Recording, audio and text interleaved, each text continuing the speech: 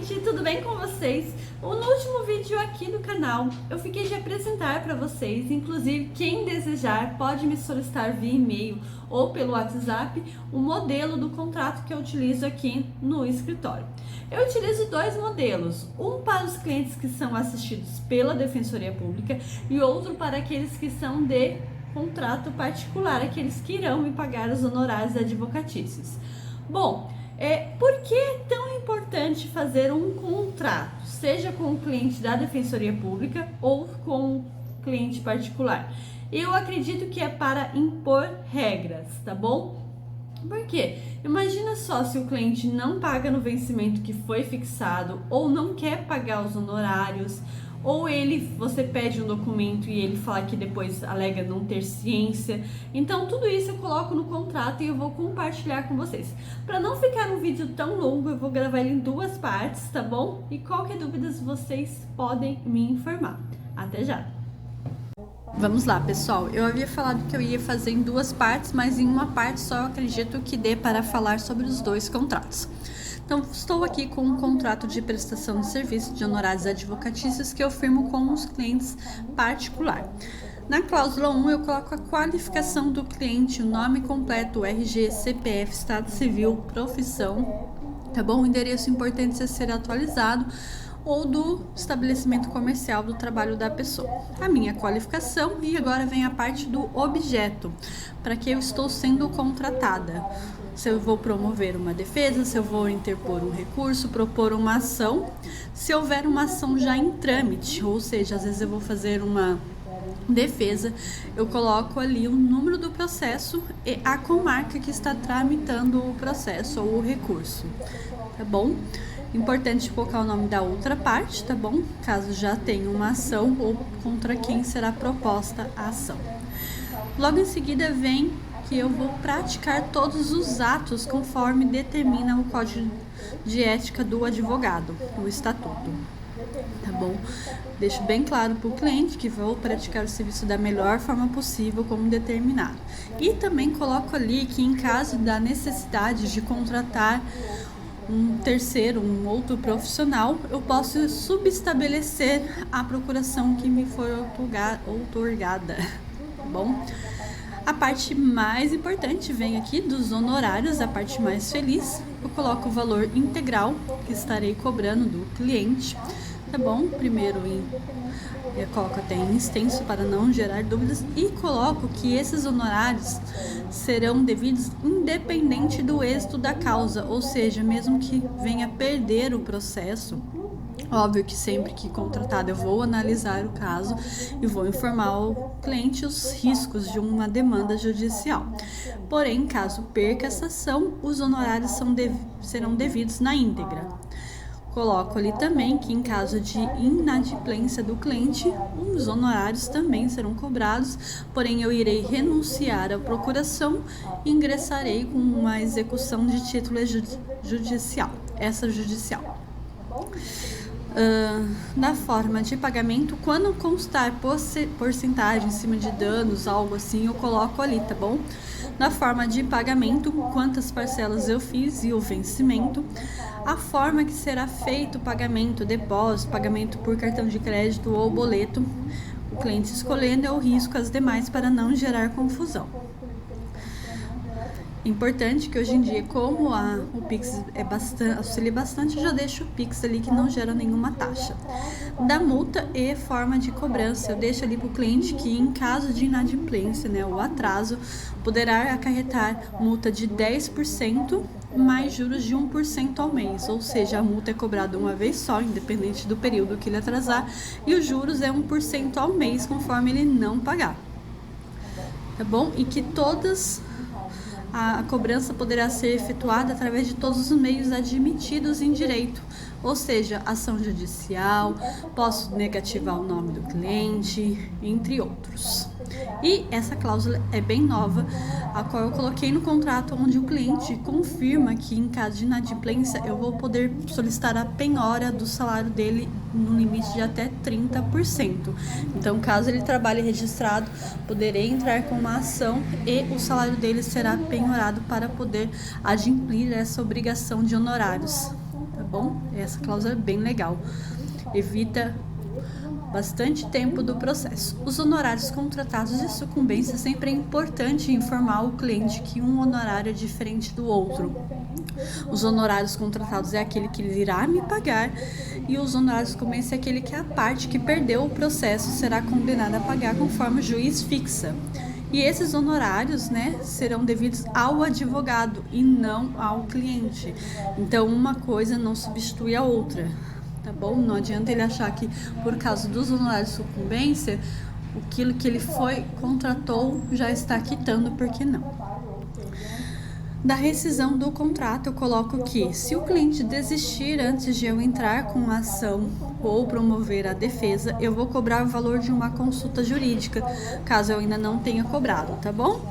Então, eu coloco conforme a tabela. Geralmente, eu analiso o caso do cliente e esse valor pode ser até superior, conforme determina, porque a tabela determina valores mínimos e não máximo. Coloco também que poderá ser rescindido o contrato em caso de descumprimento de qualquer cláusula ou por vontade comum das partes. Que em caso de renúncia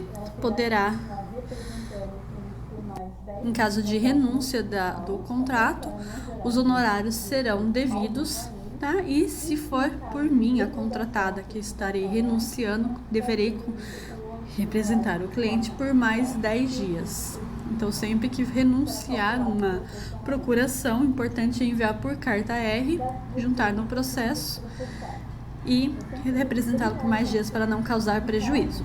Em relação às despesas e custos processuais, eu deixo bem claro para o cliente que será ele o responsável por pagamento. Às vezes o juiz solicita algum documento, uma certidão, por exemplo, matrícula do imóvel, uma certidão atualizada de casamento ou outro documento que gere uma despesa, e é o cliente que irá pagar, assim como as custas processuais. Em caso de não ser beneficiário da justiça gratuita, o cliente que irá pagar. Eu posso até gerar a guia e ele depositar na minha conta e eu efetuar o pagamento, ou eu encaminho para ele efetuar o pagamento diretamente, tá bom? Mas não sou eu que pago, então ele tem que ficar bem ciente disso. O termo de responsabilidade é em relação à atualização de contatos e fornecimento de documentos. Tanto a atualização de contatos é o celular, endereço, e-mail, para quê? Caso eu precise informar o cliente sobre algum documento, alguma informação relevante do processo, para eu conseguir conversar com ele. Às vezes o cliente muda e não informa para o advogado fica feito louco lá procurando por ele. Então eu já deixo bem claro no próprio contrato que ele tem essa obrigação de atualizar os meios de contato para não correr o risco, porque às vezes eu preciso de um documento, eu não consigo falar com ele e esse processo poderá ser extinto por causa de não ter juntado. Assim como o fornecimento de documentos, que o juiz estipula normalmente um prazo para poder juntar no processo, né? E se ele não me fornecer, não poderei juntar em um outro momento. O termo de veracidade das informações é que ele irá prestar todas as informações de forma verdadeira para que eu possa montar a defesa ou o processo dele. E caso ele esteja mentindo, ele poderá responder conforme a legislação. O meio de comunicação eu acho bem importante colocar no contrato, e pode ser o WhatsApp, pois ajuda bastante, assim como SMS e e-mail. Porém, há um limite, porque tem clientes que ficam mandando correntes, né? Já tive bastante cliente que enviava corrente, ficava mandando mensagem de bom dia, boa semana, isso, aquilo.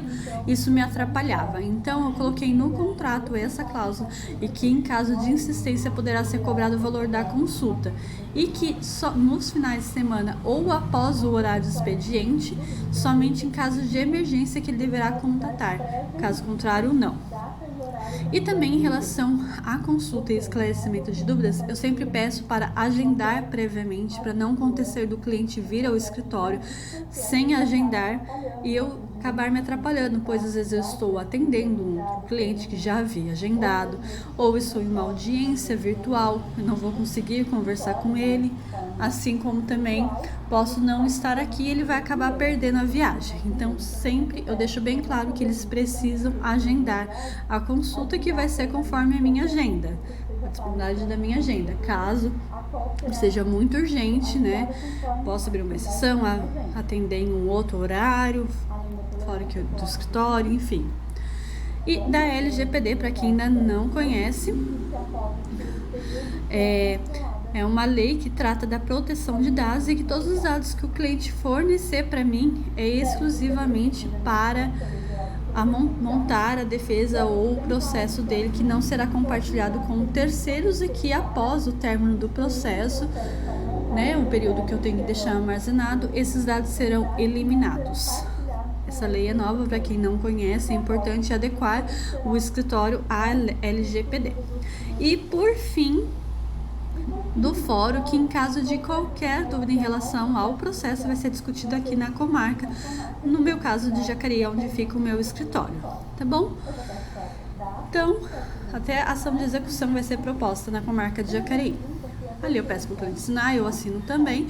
Eu já deixo junto à procuração, né, em relação ao outorgante, meus dados já estão ali, os poderes e qual a finalidade da procuração.